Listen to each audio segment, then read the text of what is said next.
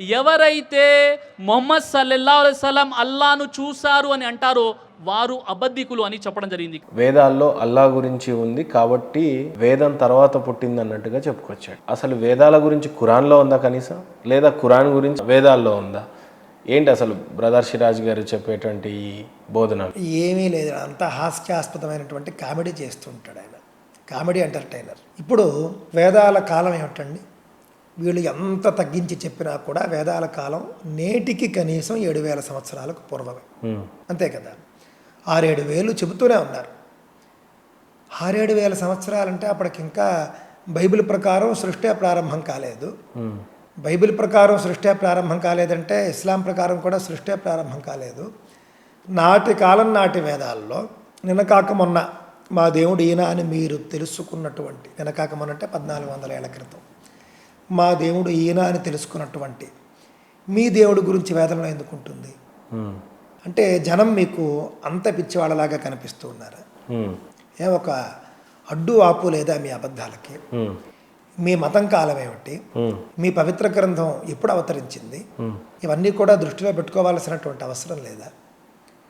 వైదిక మతానికి మీకు ఎంత తేడా ఉంది? అసలు వేదంలో ఉన్నటువంటి పరమాత్మ ఎవరు? మీలో ఉన్నటువంటి మీకు చెప్పినటువంటి పరమాత్మ ఎవరు? ఈయనే మరొక వీడియోలో చెప్పాడండి. అల్లా అంటే అందరూ కూడా సర్వాంతర్యామి అనుకుంటూ ఉన్నారు. అల్లా సర్వాంతర్యామి కాడు. అంటే అల్లా అన్ని చోట్ల ఉండడు, అల్లా ఎక్కడో ఒక చోట ఉంటాడు. అక్కడి నుండి సర్వసాక్షిగా ఉన్నాడు, అన్నీ చూస్తాడు, కానీ ఒక చోటే ఉంటాడు అని ఆయన చెప్పాడు. కానీ వేదం ప్రకారం అలా కుదరదండి. భగవంతుణ్ణి విభు పదార్థంతో పోలుస్తారు, పరమాత్మని విభు అంటారన్నమాట. విభు అని అంటే కనుక ఆయన లేని చోటు లేదు. ఉదాహరణకు మీకు బాగా అర్థమయ్యేట్టు చెప్తా. ఆకాశం ఉందండి, మనం మొన్న ఆకాశం గురించి మాట్లాడుతాం. ఆకాశం అంటే స్పేస్ అని చెప్పాను. మీ స్టూడియోలో ఎక్కడైనా ఆకాశం లేని చోటు ఉందా? ఉండదు. అలా మొత్తం స్పేసే కదా. మొత్తం స్పేసే కదా. స్పేస్ ఉన్న చోటల్లా మీరు మనం ఉన్నాం, నాలో స్పేస్ అంతే కదా. స్పేస్లో మనం ఉన్నాం ఏమండి. స్పేస్ ఉన్న చోటల్లా మీరు వస్తువు పెట్టారు. మీరు వస్తువు పెట్టనటువంటి స్పేస్ కూడా చాలా ఉంది, మొత్తం ఖాళీగా ఉంది, చక్కగా నీట్గా. కావున మీ స్టూడియోలో స్పేస్ లేనటువంటి ఒక ప్లేస్ లేదు, చెప్పలేము. అన్ని చోట్ల స్పేస్ ఉంది. అంటే మొత్తం లేదా మీ స్టూడియోలో ఉన్నటువంటి ప్రతి వస్తువుకి కూడా స్పేస్ కనెక్ట్ అయ్యి ఉంది, అంతే కదా. ఇప్పుడు మీరు ఇక్కడ ఈ మైక్ పెట్టారు, ఈ మైకు ఒక స్పేస్లో ఉంది, కానీ ఈ మైకు ఉన్నటువంటి చోట మరి స్పేస్ లేదు కదా, ఈ మైకు ఆక్రమించేసింది కదా అని మీరు అనొచ్చు. ఇక్కడే నేను చెబుతూ ఉన్నది, ఈ మైకుకి స్పేస్తో కనెక్టివిటీ ఉంది కదా. ఈ మైకు ఒక ఖాళీ జాగాలో ఉంది అని అంటే ఆ ఖాళీ జాగాతో మైకుకు సంబంధం ఉంది. మీ స్టూడియోలో అన్ని చోట్ల కూడా స్పేస్ ఉంది. మీ స్టూడియోలో ఉన్నటువంటి ప్రతి వస్తువు కూడా స్పేస్తో కనెక్ట్ అయ్యి ఉంది. స్టూడియో బయట కూడా అంతే, మీరు రోడ్డు మీద వెళ్ళినా అంతే.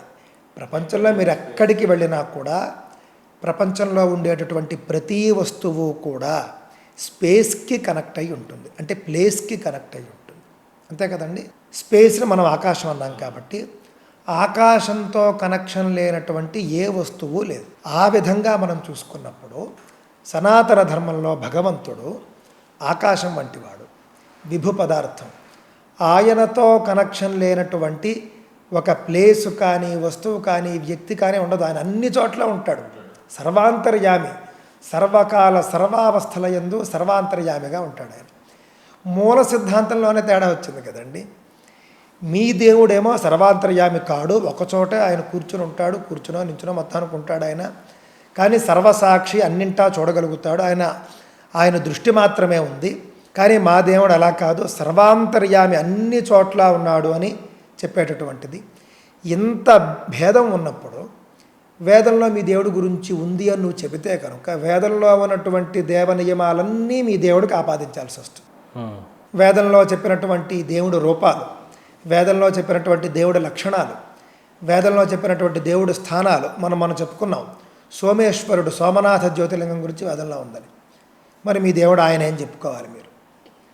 ఈ విధంగా ఎందుకు అక్కర్లేనటువంటి స్వరూపాల్లో ఉన్నాయి అన్నీ కూడా వస్తాయి. ఇప్పుడు వేదంలో ఒకవేళ రావి చెట్టు దేవుడు అని చెప్తే కనుక ఖచ్చితంగా మీరు రావి చెట్టును పూజించాలి. వేదంలో మీ దేవుడు ఉంటే వేద నియమాలన్నీ నీకు వచ్చేస్తాయి. వేదంలో కనుక నదిని పూజించమని ఉంటే కనుక మీరు నదిని పూజించాలి. మళ్ళీ ఆ విషయానికి వచ్చేసరికి మీకు కోపం వచ్చేస్తుంది. మడి స్నానాలు చేసి మడి పూజలు చేయాల్సి వస్తుంది. అన్నీ మొత్తం వేద విధానంలో మీరు చేయాలి. కావున ఇలాంటి నాటకాలు ఆడకండి. నా యొక్క హెచ్చరికల్లా ఒకటే, హెచ్చరికో లేకపోతే రిక్వెస్టో ఏమైనా సరే, మీ మతం గురించి మీ మతస్థులకి మీ మత గ్రంథాల్లో ఉన్నటువంటి విషయాలు మీరు చెప్పుకుంటే ఎవరికి అభ్యంతరం లేదు, ఉండనక్కర్లేదు. వేదాల్లోకి చొరబడకండి. వేదాల్లోకి చొరబడి ఉదాహరణకి మీ ఇంట్లో 1 కేజీ బంగారం ఉందండి. నా ఇంట్లో 1 కేజీ బంగారం అంత లేదులేండి, ఊరికే మాట వరసకి చెప్తున్నా. మా ఇంట్లో మీ బంగారం మీది, నా బంగారం నాది. మీరేమన్నారు వచ్చి మీ ఇంట్లో ఉన్న బంగారం కూడా నాదే అన్నారు. అప్పుడు నేనేం చేస్తాను?